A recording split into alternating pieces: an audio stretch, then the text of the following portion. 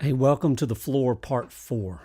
And this is a free course that talks about the learning process, the growing process, the discovery process of growth.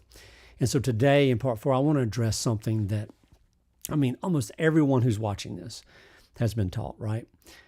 Either directly or indirectly. And that's that really, and what you've been taught is actively working against your growth. And here it is. That when you feel pressure, that's a warning.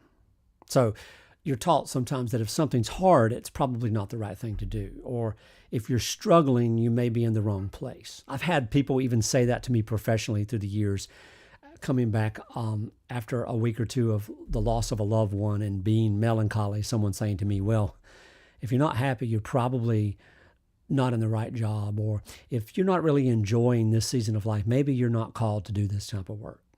See, to this idea, ease is the evidence of alignment and truth. And struggle then, and the counterpart, is evidence of misfit. So rest when you're weary. Listen to your body. Honor your limits, right? Don't do the thing. There's a version of all that which is true. I even teach rest. Rest is a anthropological and theological essence of my doctrine, okay, my teaching.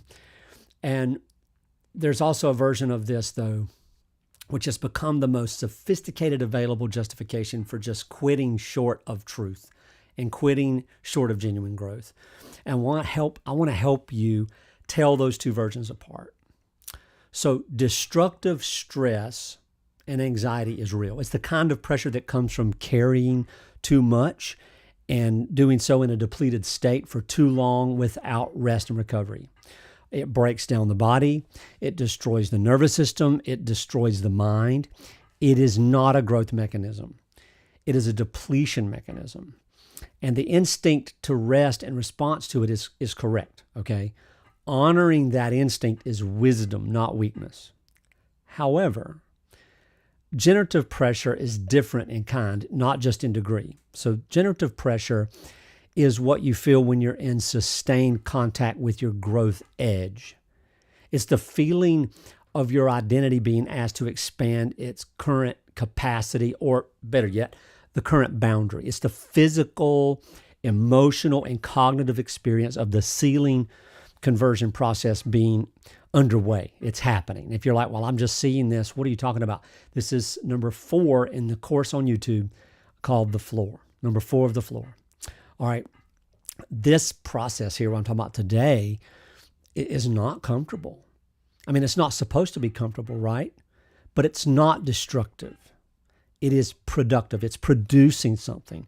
So backing away from something just because it has pressure, when you do so prematurely, it stops the production. It's sort of like the anxiety or the stress cycle. Emily Nagoski and her sister wrote a book about that called Burnout some years ago. Fantastic book. I recommend it. If you don't finish the cycle, you continue to stay stuck in the loop of backing up, starting. The same thing with grief, the same thing with growth. All right. So here's the distinction in failed experience. Destructive stress tends to increase over time without producing anything. It accumulates. It withdraws from the bank account. It depletes. And then there's a sense of diminishment, something that's being taken from you. And in return, nothing is adding. Nothing is producing. Nothing is given. Generative pressure, though, pressure that comes from generating growth, tends to feel productive even when it's uncomfortable. You're like, okay, sort of like working out. Well, I'm a little sore today, but I notice that I'm stronger. My back hurts a little bit from physical therapy, but I notice that I can bend down more. In the growth metric, there's a sense in generative pressure that something is happening, that you're not moving backward even when you're obviously not moving forward. There's effort in it, but the effort is oriented to an outcome. It's pointed at something.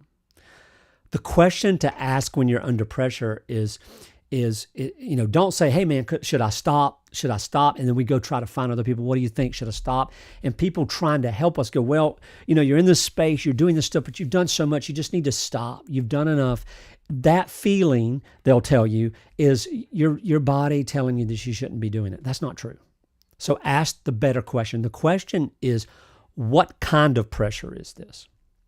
Because one of those deserves your presence and the other deserves your honest respect. And the most important practice you can develop in relation to pressure is this. Listen to what I'm about to say right now. Learn to stay present with pressure that comes from growth, generative pressure. Stay with it long enough to let it do its work, right? You don't brace. It's not willpower. It's not gritting my teeth. I'm going to make it through this. No, it's through understanding. When you know that the pressure that you're feeling is the sound of conversion, the sound of growth, the essence of what it means to reorganize and excavate, it changes your relationship to it. I mean, you don't enjoy it.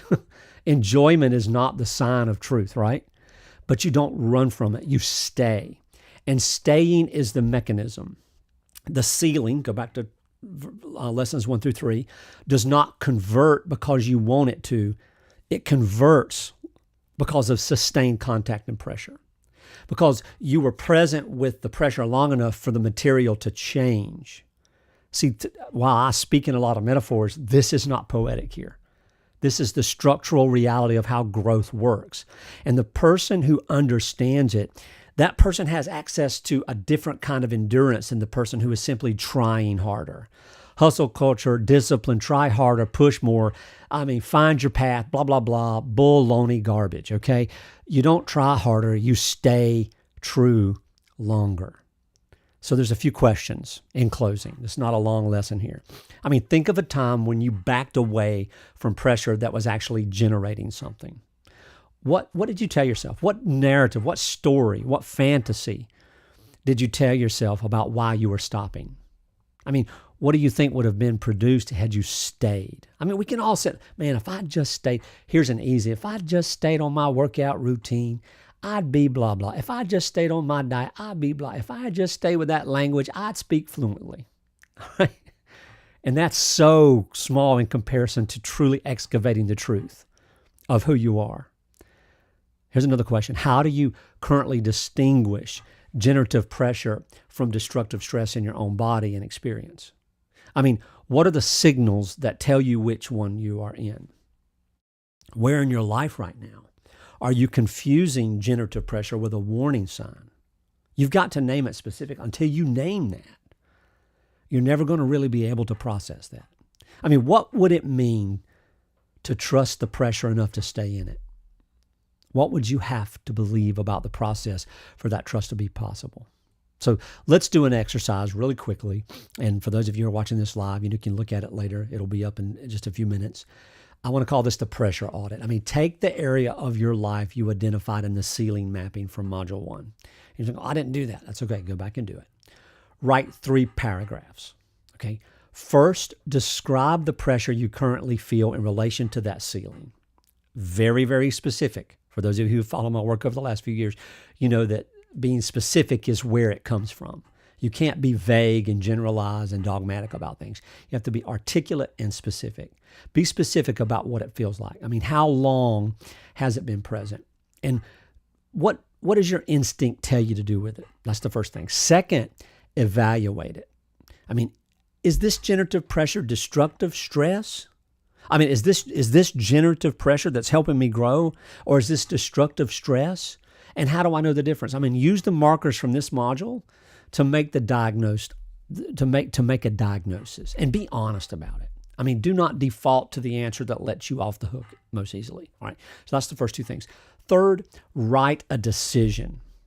If this is pressure from growth, generative pressure, write, I will stay in contact with this for blank, name a duration or a milestone until. But if it's destructive stress, write, I'm going to honor this by, and then name the recovery or the realignment, refinement, alignment, or recalibration that is needed. Bring both the diagnosis and the decision into the next session. So when you get those things down, you might say, well, I'm just seeing this. Listen, this is part 4 of probably a 10-part series.